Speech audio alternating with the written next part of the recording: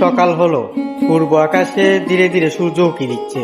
নরম রোদের আলোয় ঘুম ভাঙলো পুরো গ্রামে। নীরবতা ভেঙে শুরু হলো দিনের কাজ। গ্রামের চাষিরা গরু আর লাঙ্গল নিয়ে মাঠের পথে হাঁটছে। এই ফাঁকে গ্রামের উঠোনে ছোট ছোট বাচ্চারা হেসে গেলে সময় কাটাচ্ছে। কোথাও হাঁস মুরগি খাবার খাচ্ছে, এদিক ওদিক ছোটাছুটি করছে। এই সাধারণ দৃশ্যতেই লুকিয়ে আছে গ্রামের সুখ। মাঠে কৃষকরা মন দিয়ে কাজ করছেন, এদিকে গ্রামের বাচ্চারা স্কুল ব্যাগ নিয়ে স্কুলের পথে রওনা দিয়েছে। বেলা বাড়ার সাথে সাথে গ্রামের লোকজন বাজারে যাচ্ছে।